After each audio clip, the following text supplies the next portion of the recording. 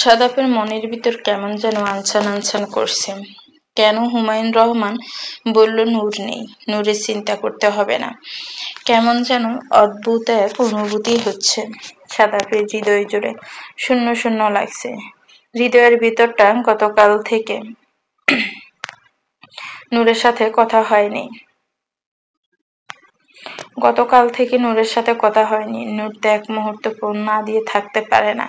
তাহলে এখন পর্যন্ত ফোন দেয়নি কেন? ওর অসুস্থতার কথা শুনেও হসপিটালে আসেনি। নূরের কি শরীর অসুস্থ? না, বাবার সাথে কথা বলতে হবে। মনে মনে ভাবলো সাদাব। ঠিক এমন সময় রুমে প্রবেশ করলো ফজলুর রহমান, হুমায়ুন রহমান, সাইমন, রিমা, নরিন আফরোজ এবং সামিহা বেগম। আশেপাশে চোখ বুলিয়ে সাদাব দেখলো কোথাও নূর নেই। সাদাব এর উপর অবাক হয়ে যাচ্ছে। নূর কেন নেই? সবাই আছে পরিবারের, অথচ নূর নেই। রুমে ঢুকার সাথে সাথে সাদাব সবার প্রথমে জিজ্ঞেস করলো নূর কোথায়? হুমায়ুন রহমান চুপ মেরে গেলেন। উত্তর দিলেন ফজলুর রহমান। বললেন নূর তো নেই, মামার বাড়িতে গিয়েছে। ওর নানির শরীরটা ভালো না, কিছুদিন ওখানেই থাকবে। পিছনে চুপচাপ রইলেন নরিন আফরোজ এবং সামিয়া বেগম। আগে থেকেই বলে দেওয়া হয়েছে নূরের বিষয়ে যেন এই দুইজন কোনো কথা না বলে, তাই দুজন বাধ্য হয়ে চুপ থাকতে হচ্ছে। সাদা অধৈর্য হয়ে গেল, যেন ওরা আর কোনো কিছুতেই আর তর সইছে না। বাবার দিকে এলোমেলো চোখে বারবার তাকালো। হুমায়ুন রহমান কি উত্তর দিবে তাই চুপচাপ মাথা নিচু করে রইল। ভাইকে যে কথা দিয়েছে সাদাপের ব্যাপারে আর কোনো কিছু বলবে না, যা সিদ্ধান্ত নেওয়ার ফজলুর রহমান নিজেই নিবে। তখনও উনি জানতো না আসলে ফজলুর রহমান কি ধরনের সিদ্ধান্ত নেবে। এখন এই পাগল ছেলেটাকে কি করে সামলাবে হুমায়ুন রহমান, তাই ভাবছে। কখন যে লাগাম খুলে ফেলে মুখের। সাদা ফজলুর রহমানের দিকে তাকিয়ে বলল, কেন ছোট আব্বু? কেন গিয়েছে ও? ও গিয়ে কি করবে? ও নিজেই তো ছোট, ও কিভাবে কারো সাহায্য করতে পারে?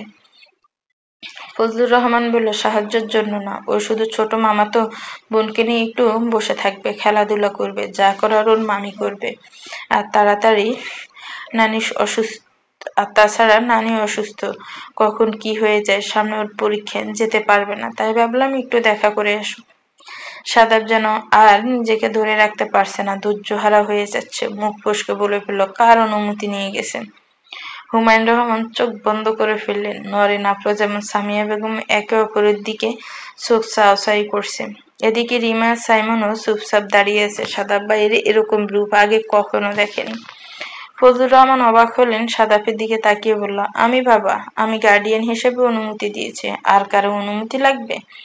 সাদাব বিছানায় শুয়ে আছে, হাতে ক্যানুলা করা, খুব একটা নড়াচড়া করতে পারছে না। শরীর অনেক দুর্বল, তারপরও শুয়ে শুয়ে বলল, আমি এখন অনুমতি দেইনি। ও কার কাছে জিজ্ঞেস করে গিয়েছে? ফজলুর রহমান বলল, কার কাছে জিজ্ঞেস করে যাবে? বলছি তো আমি অনুমতি দিয়েছি। সাদাপ এবার আরো অধৈর্য হলো। বাম হাতে বর দিয়ে একটু উঠে বসে বলল, তুমি ছোটবেলা ওর সব দায় দায়িত্ব আমার কাছে বুঝিয়ে দিয়েছিলে, প্রমিস করেছিলে, মনে নেই তোমার? তাই ওর ব্যাপারে সিদ্ধান্ত নেওয়ার অধিকার শুধুই আমার। এমনি জ্বরের ঘোরে সাদাপের মাথা ঠিক নেই, তার উপরে যখন শুনছে নূর কিছুদিন সেখানে থাকবে, সাদাপের ভিতরে সবকিছু এলোমেলো লাগছে। মনে হচ্ছে ভিতরের ঘূর্ণিঝড় হয়ে যাচ্ছে, তাণ্ডব হয়ে যাচ্ছে কোথাও। নূরকে দেখতে না পেলে যেন এই মুহূর্তে সব ভেঙে চুরে ফেলবে। নূর সামিয়া বেগমের দিকে তাকিয়ে বলল, সাদাব সামিয়া বেগমের দিকে তাকিয়ে বলল, ছোট আম্মু, নূরকে ফোন দাও, সাইমনকে পাঠাও, বলো এক্ষুনি বাসায় চলে আসতে, অন্য কারো বাসায় গিয়ে আর থাকতে হবে না। আমার অনুমতি ছাড়া কেন গেল? ও কি আমার কাছে জিজ্ঞেস করেছিল? সামিয়া বেগম কিছু বলবে তার আগে নরিন আফরোজ বলল, কি পাগলামি করছিস বাবা? থেকে আসুক না 2-3টে দিন, নানুর বাড়িতেই তো গিয়েছে, চলে আসবে, এর মধ্যে তুইও সুস্থ হয়ে যাবি। বাসায় আসলে দেখবি নূর চলে এসেছে। সাদাপের ভেতরটা কেমন খারাপ খারাপ লাগছে। অসুস্থতা যেন আরো জেঁকে ধরেছে, মাথা ঘুরাচ্ছে। তারপরও কষ্ট করে চোখ ঘুরিয়ে মায়ের দিকে তাকিয়ে বলল, তুমি বুঝতে পারছো না মা? বাসায় যাওয়ার পর না নূরকে এক্ষুনি হসপিটালে আসতে বলো, আমার সামনে আসতে বলো। হুমায়ুন রহমান সবকিছু জানেন, এখন ফজলুর রহমানও জানে, কিন্তু বাকি সবাই অবাক হচ্ছে সাদাপের কথা শুনে। সাদাপ নূরের জন্য এই পাগলামি করবে ভাবতে পারেনি কেউ। সাইমন তাকালো রিমার দিকে। রিমা কিছুটা জানতো, কিন্তু ভাইয়ের অবস্থা এরকম এতটা সিরিয়াস নূরের প্রতি, এক কথায় অবসেশন, তা বুঝতে পারেনি রিমা। ধীরে ধীরে সাদাপের দুনিয়াটা যেন ঘুরছে। শরীর দুর্বল, চোখ দুটো ধীরে ধীরে বন্ধ হয়ে আসছে। এরপরও কোনো মতে ঠোঁটে একবার আওড়ালো, নূরকে আমার সামনে আনো, না হলে খুব খারাপ হয়ে যাবে ছোট আব্বু। জ্ঞান হারালো সাদাপ আবার। সাথে সাথে হুমায়ুন রহমান সাইমনকে বলল ডক্টরকে ডাকার জন্য। সাইমন সাথে সাথে বাহিরে গিয়ে 5 মিনিটের মধ্যে ডক্টর ডেকে নিয়ে আসলেন। ডক্টর এসে সাদাবকে পরীক্ষা নিরীক্ষা করে বললেন, আসলে ওনার ব্রেনে চাপ পড়ে যাচ্ছে বেশি। উনি কোনো চাপ নিতে পারছেন না। এমনি শারীরিকভাবে দুর্বল, জ্বর ওনাকে একেবারে ঘায়েল করে ফেলেছে। তার উপরে হাতে আঘাত, ব্যথা সহ্য করতে পারছিলেন না, তাই ওনার নার্ভ সিস্টেম একটু দুর্বল হয়ে গেছে। আশা করি আপনারা ওনাকে একটু চাপ থেকে দূরে রাখবেন। আপাতত আমরা ঘুমের ইঞ্জেকশন দিয়ে দিচ্ছি। বেশ কয়েক ঘন্টা ঘুমালে ব্রেন ঠিকঠাক কাজ করবে। হুমায়ুন রহমান অসহায় দৃষ্টিতে তাকালেন ফজলুর রহমানের দিকে। ফজলুর রহমানও চায় না সাদাপের এই অবস্থা হোক বা এতটা চাপ পড়ুক, কিন্তু ওকে অনেক কিছুই সহ্য করতে হবে, অনেক পরীক্ষা দিতে হবে, মনে মনে ভাবলেন ফজলুর রহমান। এদিকে সামিয়া বেগম ও নরিন আফরোজ কান্না শুরু করে দিলেন। শত হলেও নারী মন, মায়ের মমতা, ছোটবেলা থেকে দুজনে ছেলের মতো মানুষ করেছে সাদাবকে। তবে ফজলুর রহমানের ভয়ের সামনে এগিয়ে আসতে পারছেন না। পিছনে দাঁড়িয়ে কাঁদছে দুজন। ভাইয়ের এই অবস্থা দেখে সহ্য করতে পারছে না রিমা, জোরে কান্না করে দিল। সাইমন রিমার হাত শক্ত করে ধরে পিছনে দাঁড়িয়ে সান্ত্বনা দেওয়ার ভঙ্গিতে বলল, ঠিক হয়ে যাবে, চিন্তা করিস না। আপনারা ভাবতে পারেন এত কিছু হয়ে যাচ্ছে, নূর ম্যাডাম কোথায়? নূর ম্যাডাম আছে? আগামী একটু পরেই দেখতে পাবেন। সাদাব, তুমি অন্তত বলো বাবা নূর কোথায়?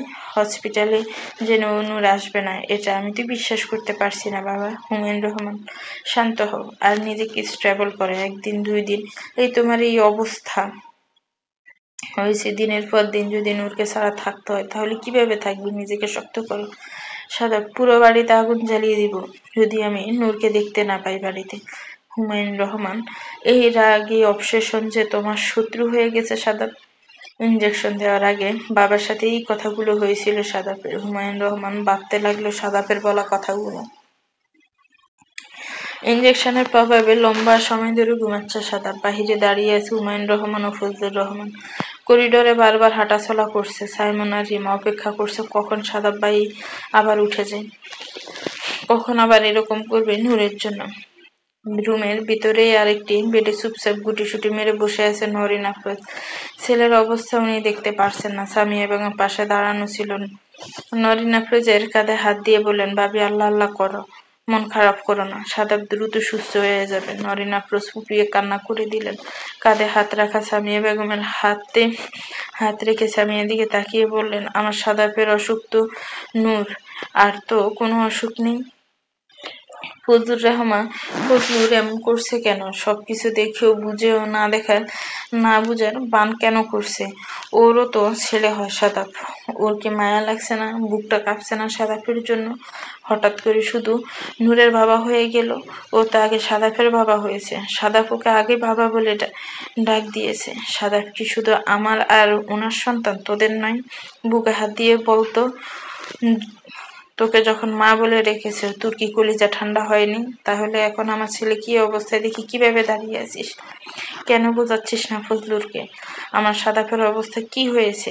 2 দিনে দেখ কি অবস্থা হয়েছে, কিভাবে থাকবে ও নূরকে ছাড়া? সামিয়া বেগম এক দীর্ঘশ্বাস ফেললেন। চোখের পানি মুছতে মুছতে নরিন আফরোজের পাশে বসে বললেন, আমার কি বুকটা ফাটছে না ভাবি? উনি তো আমার সাথে কিছুই শেয়ার করছেন না, হঠাৎ করে এরকম করার নির্দেশ দিয়েছে আমরা যেন ওনাদের 2 ভাইয়ের সামনে কিছু না বলি।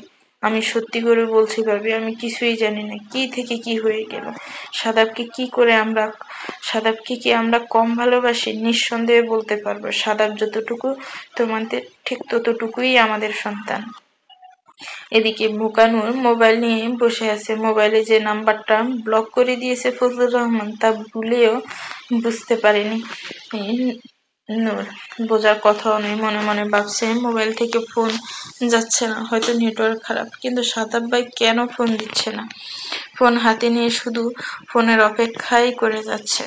সাদাফের শরীর অসুস্থ, হসপিটালে ভর্তি, এসব কিছুই জানে না নূর। নূরকে মামার বাড়িতে রেখে গিয়েছে নানির অসুস্থতার কথা বলে 2 দিনের জন্য।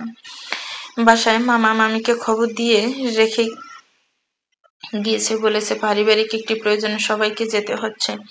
নূর যেহেতু অনেকদিন মামা বাড়িতে ভাড়া না, তাই 2 দিনের জন্য নূর তাদের সাথে থাকবে, তাই মামা মামিও আর সন্দেহ করেনি।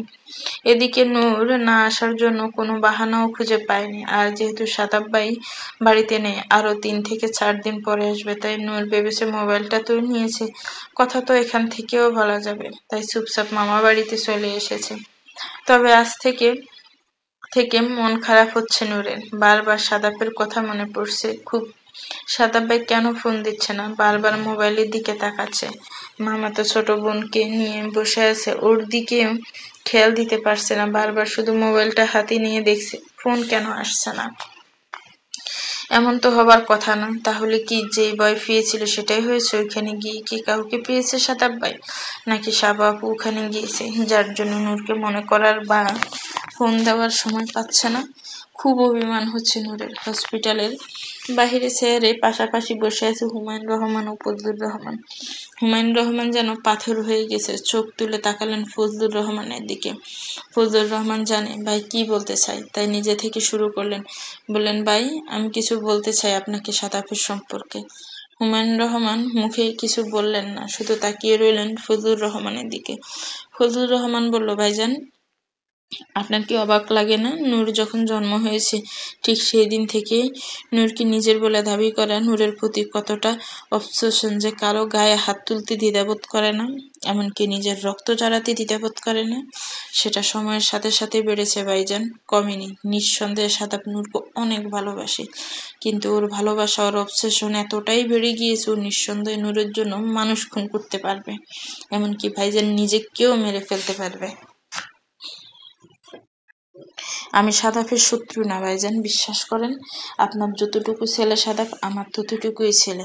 আমি ওর ভালো চাই, আমি চাই ও নিজের রাগ কন্ট্রোল করুক, অবসেশন কন্ট্রোল করুক। নূরের প্রতি ওর যে একটা অবসেশন, সেটা থেকেও ও বের হয়ে আসুক। আর যদি সাদাফ কোনো ড্রাগসের অ্যাডিক্টেড হতো, আপনি কি করতেন?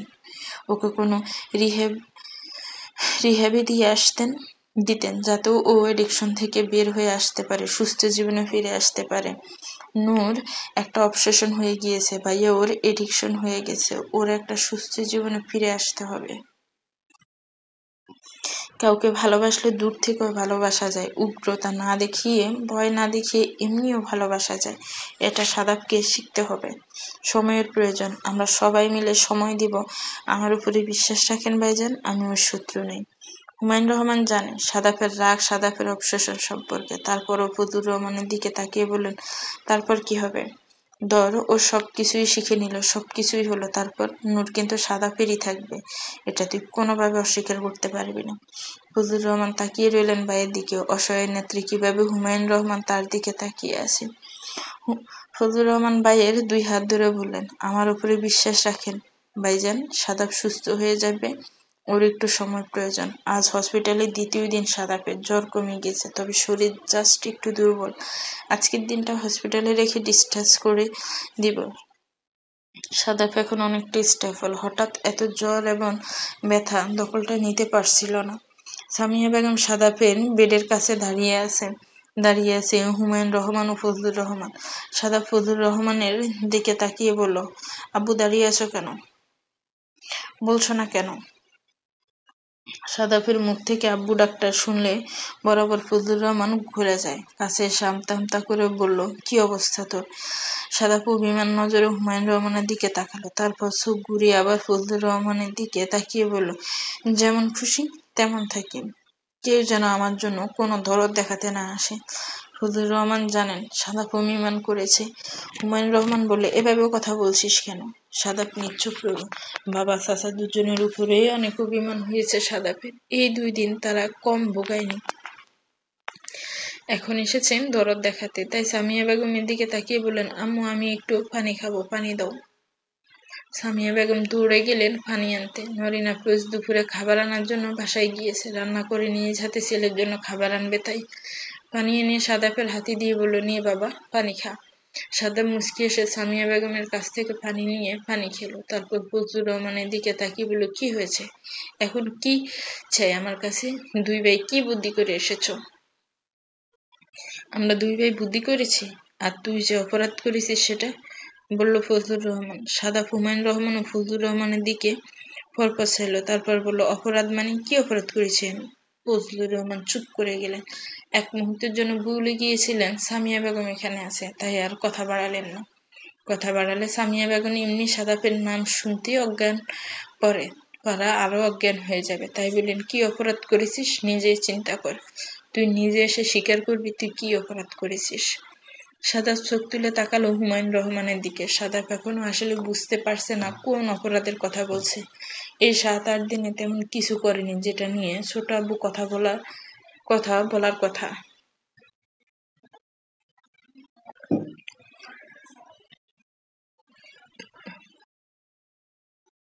সামিয়া বেগম এবার বললেন, থামবেন আপনারা? ছেলেটা হসপিটালে এসেছে অবধি আপনারা দুজনের ক্লাস নিয়ে যাচ্ছেন। কি করেছে আমার ছেলে শুনি? আমাদের চোখে তো এরকম কিছুই পড়লো না। কোন অনুবীক্ষণ যন্ত্র দিয়ে বসেছিলেন ওর অপরাধ দেখার জন্য? ফজলুর রহমান থতমত খেয়ে গেলেন স্ত্রী সামিরা বেগমের কথা শুনে। পর মুহূর্তে আমতা আমতা করে বললেন, তোমাকে না বলেছিলাম তুমি আমাদের মধ্যে কথা বলবে না? এটা হচ্ছে বাবা আর ছেলের মধ্যে কথা। সামিয়া বেগম বললেন, রাখুন বাবা আর ছেলের মধ্যে কথা। ছেলেটা অসুস্থ, আমি মোটেও ভাববেন না যে ওকে অসুস্থ পেয়ে যা ইচ্ছা তাই দুই ভাই বলে যাবেন আর সবকিছুর ওর উপর চাপিয়ে দিবেন। ওর দুই মা এখনো আছে। ফজলুর রহমান দীর্ঘশ্বাস ফেললেন, জানি স্ত্রী এবং ভাবি বা পরিবারের অন্য কারোর সামনে সাদাবকে কিছু বলা যাবে না। সবার অত্যাধিক প্রিয় এবং সবার নিকট অত্যাধিক ভদ্র একটা ছেলে সাদাব। তবে হুমায়ুন রহমান জানে ছেলেটা কত একরোখা জেদি। এখন ফজলুর রহমানও জানে কতটুকু ভদ্র দেখা যায় ছেলেটা ততটুকু ভদ্র না, মোটামুটি লেভেলের একটু ভাদরও আছে। তাই সামিয়া বেগম দিয়ে তাকিয়ে বললেন, ওকে ঘাট হয়েছে, কিছু বলবো না তোমাদের ছেলেকে তোমাদের সামনে।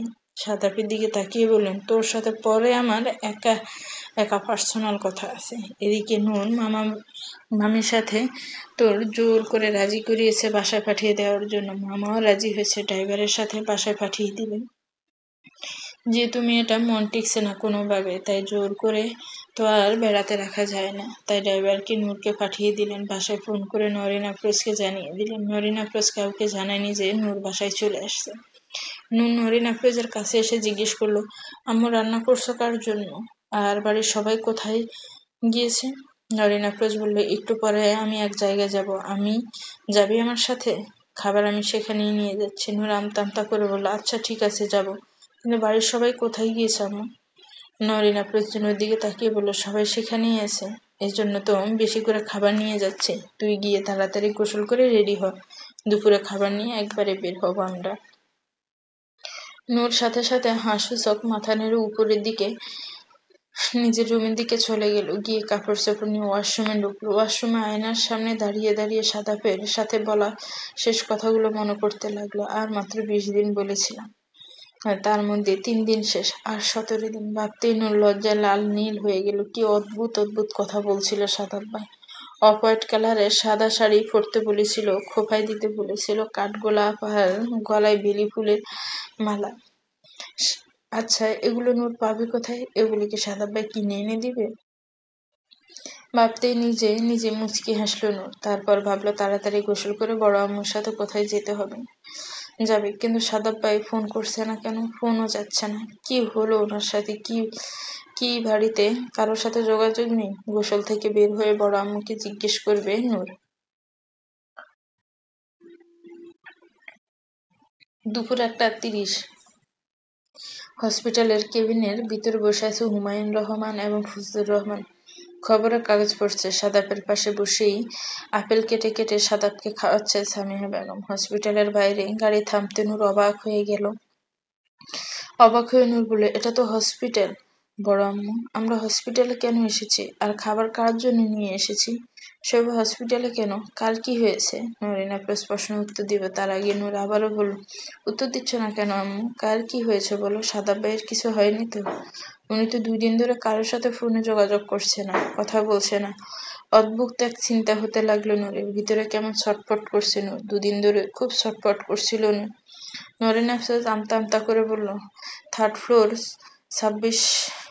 24 নম্বর কেবিন। কথাটি শুনে নূর আর 1 মিনিটও দেরি করল না, সাথে সাথে গাড়ি থেকে নেমে হসপিটালের ভিতরে দৌড় দিল। ড্রাইভারের হাতে খাবার দিয়ে বলল উপরে নিয়ে আসতে। নরেন আফরোজার সাথে সাথে নূরের পেছনে ছুট লাগলো আর বলতে লাগলো, পাগলামি করিস না নূর, দেখে দৌড়া, পড়ে যাবি, আসতে যা। নূরের সেদিকে কোনো খেয়াল নেই। হঠাৎ করে নূর যেন সবকিছু ভুলে গেল। সব ছেড়ে ছুড়ে শুধু একটাই চিন্তা, সাদাবের কাছে যে পৌঁছাতেই হবে। দুদিন ধরে এমনি মনে অনেক কুগায় ছিল, শুধু কারোর সাথে শেয়ার করতে পারেনি। লিফট তাড়াতাড়ি না পেয়ে নূর 3 তলা পর্যন্ত দৌড়ে উঠল। হাঁপাতে হাঁপাতে এদিক ওদিক তাকিয়ে দেখলো কাছে 24 নম্বর কেবিন। রুম পর্যন্ত আসলে দেখলো রিমা এবং সাইমন বাইরে দাঁড়িয়ে আছে। সাইমন আর রিমা নূরকে হঠাৎ এই সময় এভাবে দেখে অবাক হয়ে গেল। পেছনে দেখলো নরিন আফরোজও আছে। সাইমন কি বলবে বুঝতে পারছে না। নূর কারো কোনো কথাই শুনলো না, সপাট করে দরজা খুলে ফেললো। দরজা খুলেই নিজের চোখের সামনে দেখলো সাদাব হাতে ক্যানোলা করা বিছানায় আধশোয়া হয়ে শুয়ে আছে। পাশের সিটে বসে আছে সামিয়া বেগম। নূর আর এদিক ওদিক কোথাও তাকালো না। রুমের ভিতর হুমায়ুন রহমান ও ফজলুর রহমান আছে, তাও খেয়াল করলো না। দরজা খোলার শব্দে সাদাব তাকিয়ে নূরকে দেখতে পেল। সাদাব মুখে আর কোনো কথাই বলল না, এক দৃষ্টিতে শুধু নূরের দিকে তাকিয়ে রইল। সাদাবের বুকে এই 2-3 দিন পর যেন একটু শীতল হাওয়া বইতে শুরু করলো। সাদাব চুপচাপ রইল, আর কোনো কথাই মুখ দিয়ে বের হচ্ছে না। নূরের ভিতরে কেমন লাগছে এই মুহূর্তে সাদাবকে এই অবস্থায় দেখে নূর বোঝাতে পারবে না। আশেপাশে পরিবেশ সবকিছু ভুলে গেল নূর। পাশে মা বসা আছে, সবকিছু ভুলে গেল নূর। রুমের ভিতর কেউ থাকতে পারে সেটা ভুলে গেল নূর। নূর শুধু জানে ওর মনের ভেতর এই ছটফটানি, এই অদ্ভুত অনুভূতি শুধুমাত্র সাদাফের কাছে গেলেই কমবে। আর এদিকে ওদিক কোথাও না তাকিয়ে সোজা দূরে সাদাফের কাছে এসে সাদাবকে জড়িয়ে ধরল নূর। সাদাব ব্যথা হাতে আরো ব্যথা পেল, কিছুই বলল না। ধীরে ধীরে ক্যানোলা করা হাতটা তুলে নূরের মাথায় রাখলো। নূর জোরে জোরে নিঃশ্বাস নিচ্ছে। সাদাব মাথায় হাত রাখতে যেন অদ্ভুতভাবে সবকিছু শান্ত হয়ে গেল নূরের। চোখ বন্ধ করে ফেলল নূর। চলবে তো ভিউয়ার্স, আজকের পর্বটা কেমন লেগেছে একটি কমেন্টস করে জানাবেন। সামনের পর্বে কিন্তু অনেক সুন্দর। আশা করছি আমার চ্যানেলের পাশেই থাকবেন। ভালো থাকবেন, সুস্থ থাকবেন, আমার জন্য দোয়া করবেন। আর আমার চ্যানেলের সাথেই থাকবেন। আল্লাহ হাফিজ। আসসালামু আলাইকুম।